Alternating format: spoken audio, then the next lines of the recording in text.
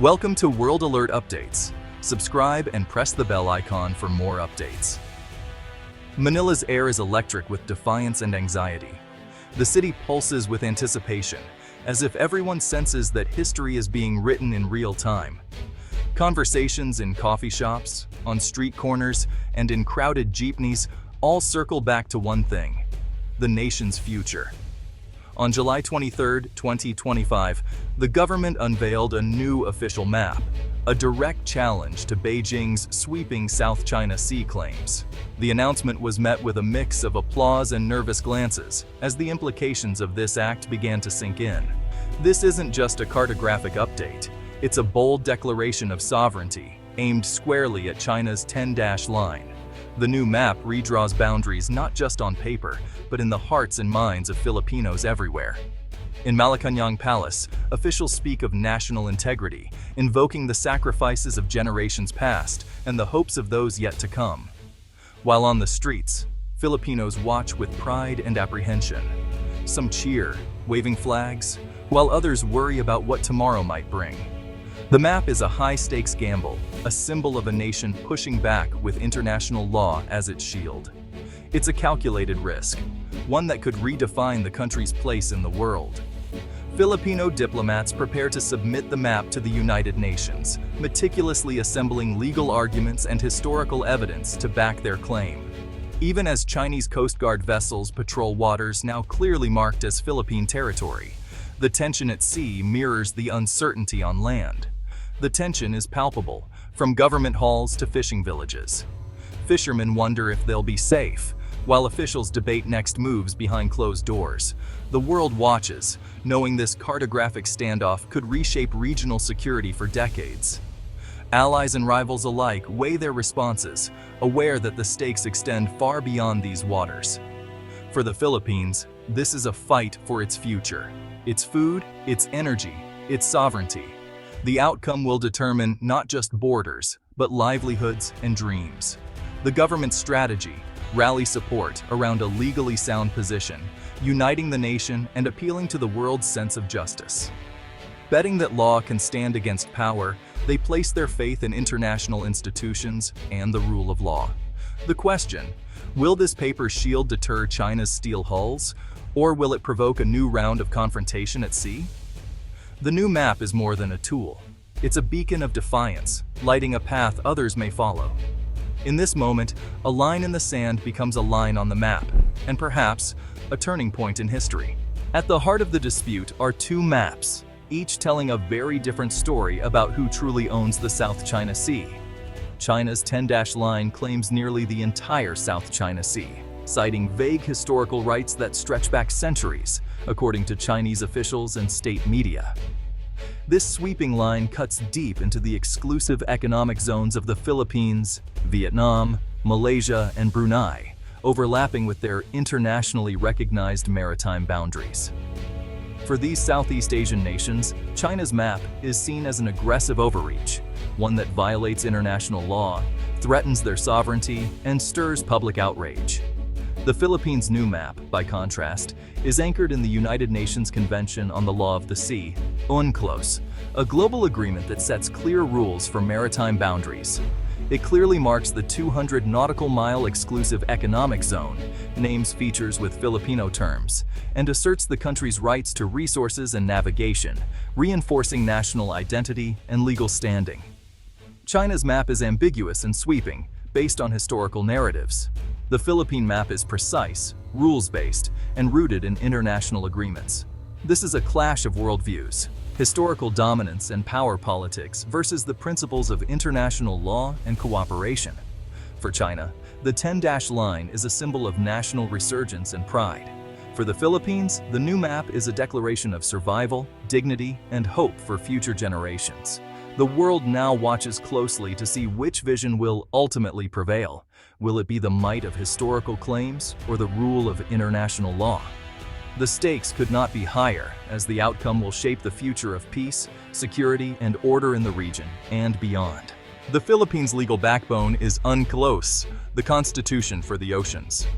This treaty, ratified by both China and the Philippines, defines maritime rights. including the 200 nautical mile exclusive economic zone. Manila's new map is a direct application of these principles. In 2016, the Hague Tribunal ruled overwhelmingly for the Philippines, rejecting China's historic rights claims. Yet China dismissed the ruling, continuing its activities in Philippine waters. The Philippines holds a powerful legal document, a paper shield, against a superpower that ignores it. Manila's strategy: assert the Hague ruling at every turn, embedding it in official documents and public discourse. The new map transforms legal victory into daily reality. It's a persistent, law-based approach, keeping international pressure on China. The hope that the weight of law and global opinion will, over time, make a difference. For now, the standoff continues: law versus force. The South China Sea is the Philippines' lifeline, rich fishing grounds and potential energy reserves. Millions depend on these waters for food and income. Fishing is a way of life. When access is blocked, the impact is immediate: smaller catches, lost income, rising poverty. The seabed holds oil and gas, crucial for a nation reliant on imports. Chinese harassment has stalled exploration, threatening economic security. The dispute's cost is measured in lost jobs, lost opportunities, and continued dependence on foreign energy. The government's firm stance is driven by this reality. The nation's future depends on these resources.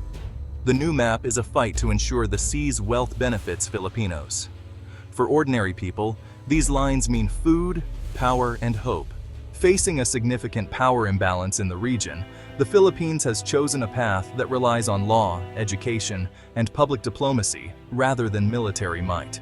This approach is both pragmatic and principled, reflecting the country's commitment to peaceful solutions and international norms.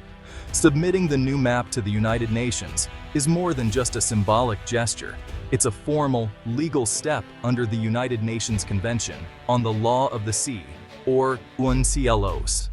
This move asserts the Philippines' maritime claims on the world stage and invites global scrutiny and support. By taking these actions, the Philippines reinforces its identity as a nation that upholds law, not force, and demonstrates its respect for international legal frameworks.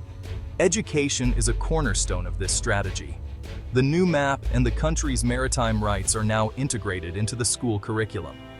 This ensures that future generations understand the importance of these issues, building a lasting national consensus and sense of unity. Public awareness campaigns reach beyond classrooms, informing citizens and the international community. These efforts document Chinese actions, highlight the stakes, and expose the gap between rhetoric and reality, rallying both domestic and global support. This comprehensive strategy, combining legal diligence, education, and information, forms a sophisticated playbook for a middle power seeking to assert its rights without escalation. The Philippines knows it cannot match China militarily, so it leverages the power of law, public support, and international sympathy to level the playing field and gain allies. It's a patient, determined effort, one that seeks to shape the environment in its favor over time, rather than through confrontation.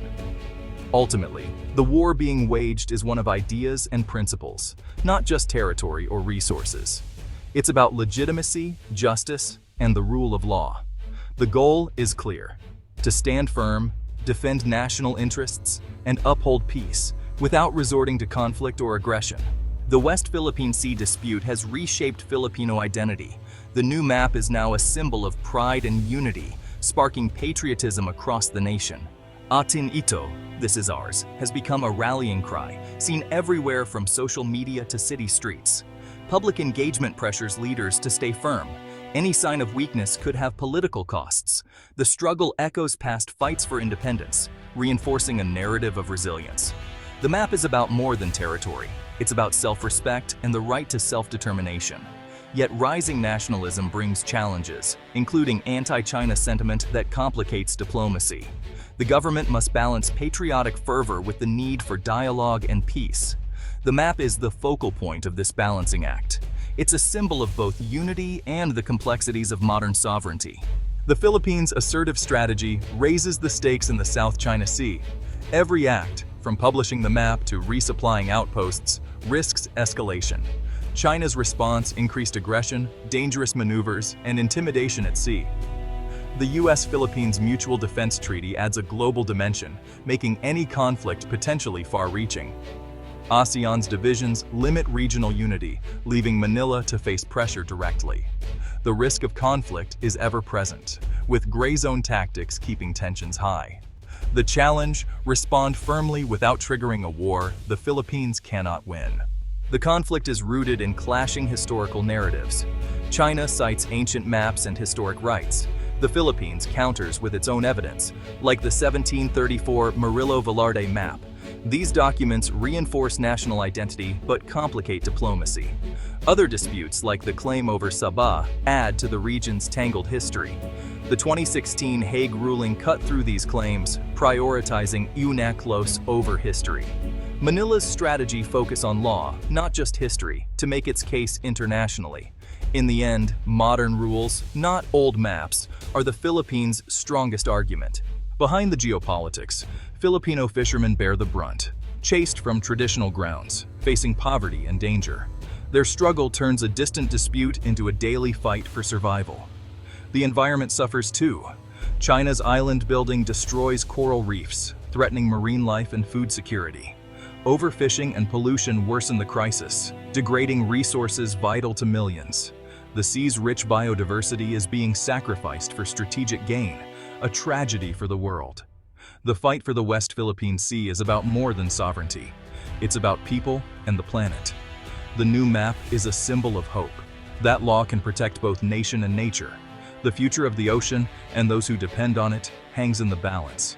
The stakes are nothing less than survival.